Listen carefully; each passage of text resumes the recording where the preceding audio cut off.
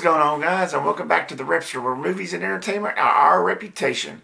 So Tom and Jerry was directed by Tim Story, the same guy that brought us the original Fantastic Four, the original Barbershop, Taxi, and most recently, Shaft. The movie stars Chloë Grace Moretz, and the story follows Tom the cat and Jerry the mouse, who runs into each other in New York City, eventually running into Kayla, played by Chloë Grace, who hopes a marriage between a rich couple goes well. Problem is, Tom and Jerry keeps getting in the way.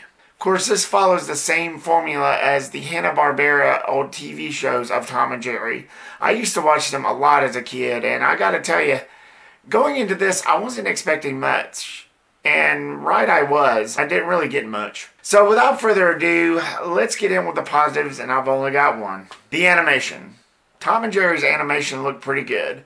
It looked exactly like they did the old cartoon series. I commend them for that. That's about the only thing. Moving into the next. Yeah, this is going to be kind of a short review. Tom and Jerry.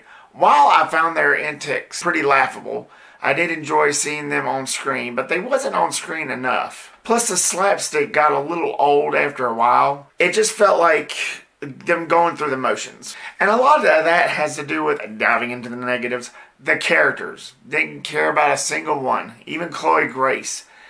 Watching her on screen, I loved her as Hit Girl in the Kick-Ass movies. But watching her on screen in this movie, in Tom and Jerry, she felt zombified. She was taking everything seriously. This is supposed to be like one of those fun, uplifting movies, but I just didn't get a single thing from her. I didn't get anything from her. It just felt like she was going through the motions. Which I gotta bring up the morals. This is supposed to be a kid's film. And one of the things I noticed is when you first get introduced to Chloë Grace's character, she walks into this hotel, this really fancy schmancy hotel, hoping for a job. And she runs into this lady who's also for the job, is well qualified and everything. And she basically scares her off, steals her resume, and gets the job instead of her. So that tells me right there, this is a kid's movie, so basically, what is this movie trying to tell you? Steal somebody else's job just to get on the top? Yeah. Good going, Hollywood, which they love doing a lot. Way to teach the kids. Way to teach the kids. Kids, if you watch this movie, don't try that at home. So it's just a whole morality thing. It's just, when they make a movie like this, they have to throw in something like that. And like, what's the point? If your target audience is kids, why do you have to do something like that? I never understood that. Movies like this needs to respect the kids and just know that they're not stupid and they can actually think for their own. For those of you who are parents, do you really want your kids to go down that path? I didn't think so. And as I mentioned about the characters, I didn't give a crap about a single one. The only enjoyment out of this movie I got was when Tom and Jerry was on screen, but the problem is, wasn't enough. Yes, I understand that you gotta make a movie and you gotta have dialogue, especially if it's dealing with cartoon characters mixed up into the real world. But still, you gotta find characters a little more interesting than this. Seriously. And they get these talking scenes where they talk so much that they feel embarrassed. And these cringeworthy scenes, these really dumb jokes, mostly poop and fart jokes that I never really cared for.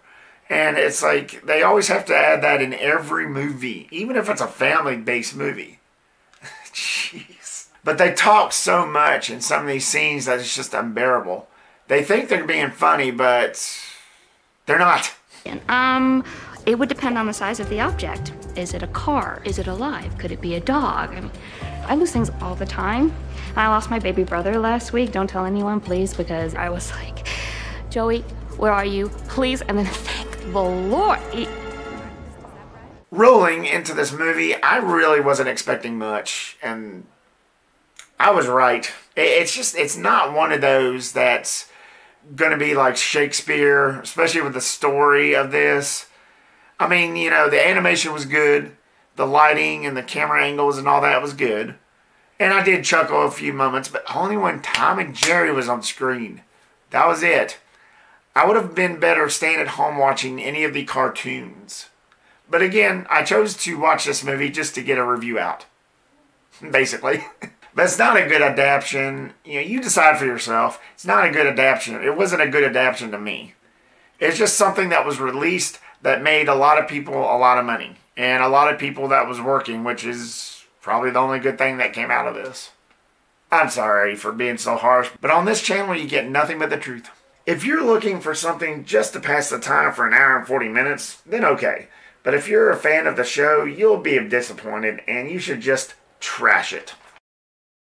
So Tom and Jerry, have you seen it yet? What was your thoughts on it? Did you like this adaptation? Did you find it just as funny as the show? Or did you think it was a complete waste of time? Leave me your comments down below and give me your thoughts. Thank you so much guys as always for watching. Like, subscribe, share, and comment if you haven't already. And I will see you on the next one, whatever it may be. Peace, Reptastic.